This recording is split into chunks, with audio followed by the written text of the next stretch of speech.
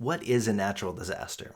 I think all of us have a good idea of a number of different types of natural disasters, but hopefully by the end of this video, you will have come across several types of natural disasters that you might not have thought about, but that have some commonalities between those that we have heard of, like volcanoes erupting, and those that you might not have come across. So what are the common definitions of a natural disaster?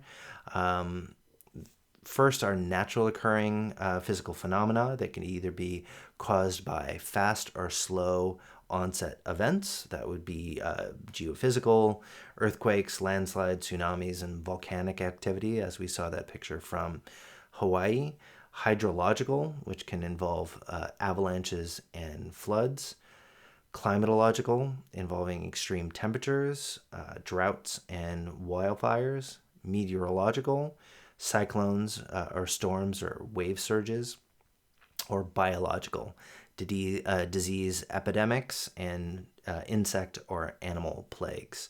So some of these, of course, you might think of when you think of a natural disaster, something like earthquakes or floods, but these naturally occurring physical phenomena can also include other things that you might not have thought of, like landslides, avalanches, storm surges, and insect or animal plagues, because those things really do happen, and I'll give you some resources where you can look to see what kind of plagues that we've witnessed over the last 20 or 30 years. So those are natural occurring phenomenon. There are also man-made disasters or technological disasters as well that would be coded as also considered as part of a natural disaster. These are events that are caused by humans and occur in or close to human settlements. They involve complex emergencies or conflicts.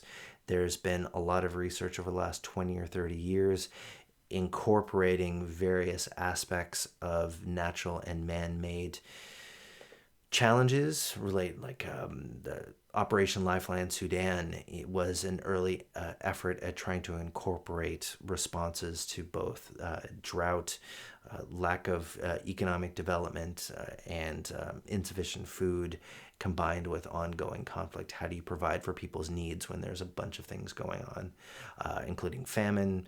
Other technological or man-made disasters would include displaced populations, which we touched on several weeks ago with the migration discussion. Industrial accidents. Most students would be too young to remember the Bhopal incident, in which there was a huge chemical plant explosion in India that killed hundreds of people. Chernobyl, I guess, would be considered an industrial accident in which you have a nuclear plant meltdown. Transport accidents would be considered a technological or man-made disaster. That would be a train crash or a plane crash, anything that involves transport. Environmental degradation, something that we've touched on a number of different times in this class and that a lot of students are writing about for their research papers as well. And pollution, something that we haven't talked about necessarily that much, but one in which developed countries have spent a lot of efforts at trying to regulate pollutants to try to increase the quality of life for people in the developed world. In Los Angeles, where I was raised, oftentimes when you'd go over the 405 highway into the San Fernando Valley, you could see the mountains across. And now with the abolishing of petrol with lead in it, or gas, unleaded gas being mandated, that it's gotten a million times better. Then you go to other parts of the world in which you still have huge pollution problems that lower lifespans and creates a whole host of different health difficulties, which we're going to be talking about and have talked about already. So these are natural disasters as well as man-made disasters, and we could think about whether these different kinds of disasters might lead to different responses by citizens or their governments. We're going to be talking a little bit about that in an upcoming video. But first, like with the definition of conflict, there are important thresholds for inclusion in data collection efforts around natural disasters, according to the Eastin article that we read for this week, but then also the MDAT database that I've used, and others might have slightly different inclusion criteria. The different articles use different sources depending on what kind of natural disaster they look at. But for this discussion today, let's take the Eastin definition: 10 or more people killed, 100 or more people affected, a declaration of a state of emergency by either the regional level or national level government. We're going to be talking about how that connects to my own research in a little bit, and calls for international assistance. These are criteria that kind of demonstrate the size and scope of a disaster that would make it large enough to really have an effect on people's lives and show the government's response and the need for international help. Several ways to try to think about how these patterns of natural disasters have changed over time. For those of you who might not be as into the weeds with natural disasters as me, and I know some of my students are, here's a plot of the frequency of natural disasters over time using the MDAT database for the Center of Research on Epidemiology of Disasters. This shows a dramatic increase since the end of the Cold War, and then a decrease slightly in the last couple of years.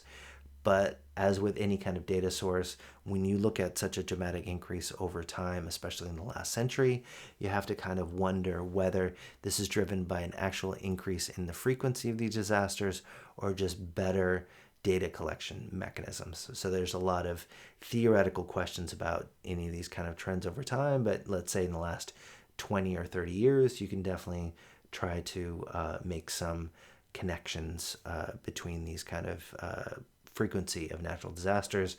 We're going to be doing that in the workshop for this class. A couple of other graphs that kind of show where these disasters happen. The darker the color, the more that country has experienced natural disasters since 1900, and you see China and the US as quite dark colors, India also being a frequent country that's had a number of natural disasters, Australia, Brazil, Mexico also as well. And the total death toll is quite different as to where it actually happens. So you see the US was one of the top 2 countries that had natural disasters, but for the number of people who were killed, China still was quite heavily affected, India as well, but the US definitely not as affected. Same with Australia and Brazil, that they're either the kind of natural disasters that are hitting the country or the government's ability to regulate structures that can survive natural disasters or to take care of the people in need led to a decrease in the deaths from natural disasters. Just try to put numbers on this and look at the relative frequency across countries.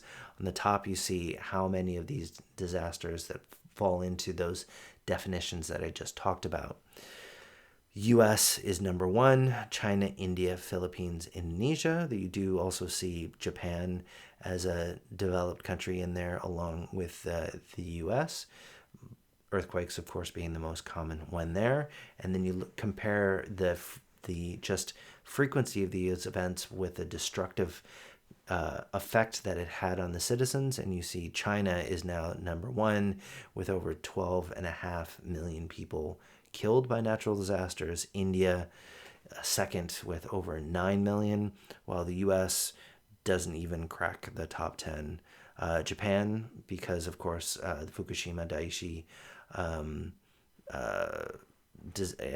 the tsunami ended up also being in there as well, the earthquakes. But you see developed countries might have them, but they're less likely to have as widespread number of deaths than developing countries. Connecting it to the Eastin article for this week, as well as the videos that I asked you to watch before this section, you see this distribution within countries isn't equal within the country.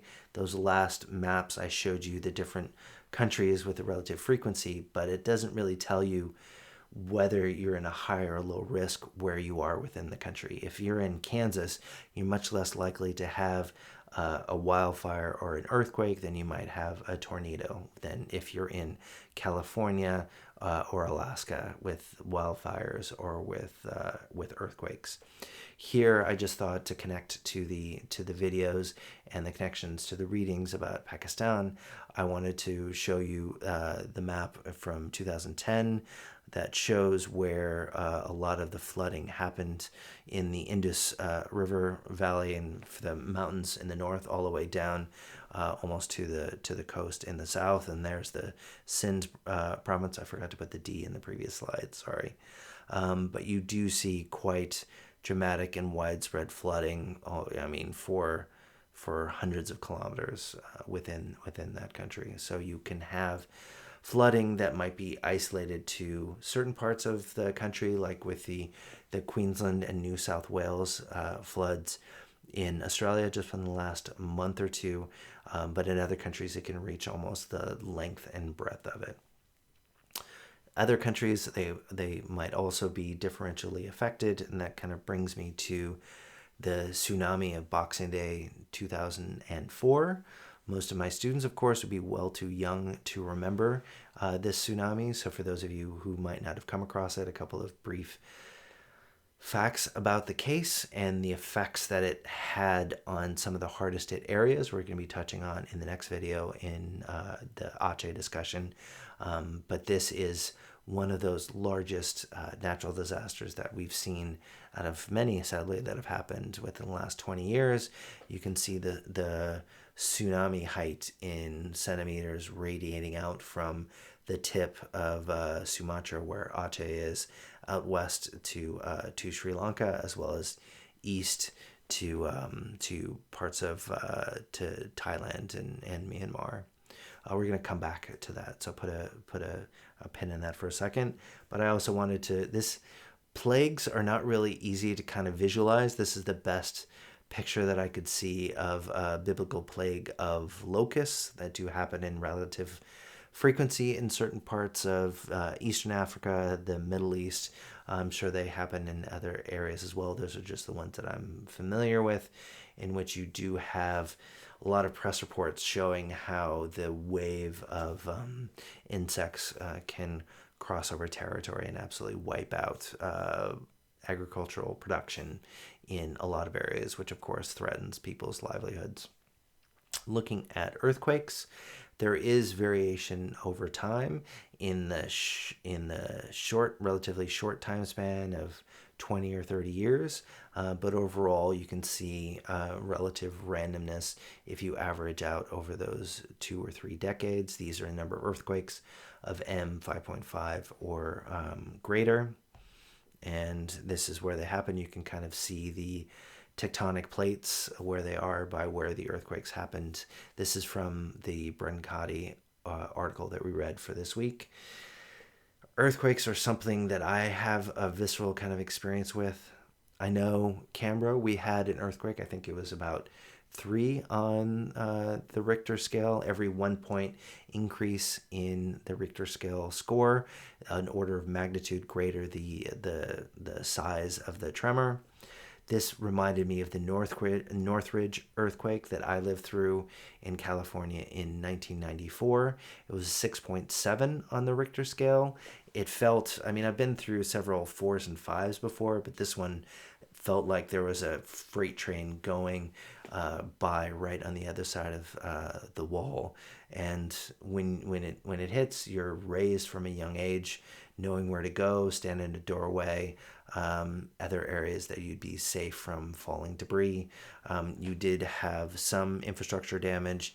This from the store here in Northridge down to part of the freeway up in the hills on the other side of Northridge fell down. That took a couple of months to fix, but it was something that you realize, and I've seen this in other kind of large climactic or weather-related events, how small you are and how powerful these kind of natural forces are. There's nothing like actually living through it. And this one I've actually lived through. Others that I've actually just kind of seen the output from. I think I mentioned a couple times in this class that I worked in Alaska for a couple years before I became an academic. Forgive me for keeping on mentioning the same examples over and over again, but I found that when I talk about the connections between this general theoretical literature to my kind of lived experience, it can make it a bit more real for some of my students. So I worked on a couple of small boats in Southeast Alaska for a couple of summers, once when I took some time off from university and once right afterwards. And we spent a lot of time in Glacier Bay in Southeast Alaska. Absolutely beautiful, unparalleled. If you're into mountains and glaciers, this is the place to go in the U.S., closer than Norway for the West Coast. But there was an earthquake in Alaska in 1958. That was a 7.8 earthquake. That wasn't the biggest that Alaska has had. They've also had ones in the nines as well. But this one was quite dramatic for the scale of the response by the surrounding hills and the size of the tsunami. The largest measured tsunami in the world happened in this bay here in Lituya Bay in 1958. A 500-meter tsunami over a half a kilometer high washed down because of a landslide after this earthquake. And you can see that Lituya Bay is right there in red. And then right around the hook, you can kind of see like a wishbone shape. That's where Glacier Bay is, and Anchorage in mainland Alaska is to the left. But you can see how the coastal areas closest to where the earthquake hit was the areas that felt it most dramatically. And you can see just by the accident of where these things hit, how the natural world responds to it. As the earthquake radiated down through Lituya Bay, it triggered a rock slide that was almost a kilometer long because of the glaciers have carved these incredibly steep cliffs around the water. Over 30 million metric meters of gravel and earth and rock fell into the water. And there's some great videos. If you go to YouTube and search for Lituya Bay earthquake, there's these reenactments that show how that triggered this tsunami that removed all vegetation and trees for 524 meters above sea level. That kind of yellow bit there is kind of like a hump shaped by glaciers, and that water just kind of washed over it. Absolutely crazy. And it still to this day shows the vegetation that was destroyed 40 years later with that lighter colored green along the coast there. Just kind of shows that these natural disasters might be felt and the impacts might be most dramatic just within minutes of the natural disaster, but the effect on the natural lived environment can last decades longer. Similar with man-made disasters, combined with natural disasters, I think there's no more dramatic one that I could think of would be the Fukushima Daiichi incident at the nuclear power plant in Japan after the earthquake, which triggered a tsunami, which triggered this nuclear plant meltdown that ended up leading to a huge number of people evacuated, ongoing efforts to try to contain the fallout from that disaster. And that's a whole other issue. We can go into it a lot more, but this section was more about defining natural disasters and technological or man-made disasters, and this is an example that occurred to me in which they both kind of come together. So that is trying to initially define our terms for what is a disaster, natural or otherwise, and now we're going to talk about whether natural disasters can cause conflict or potentially help end it.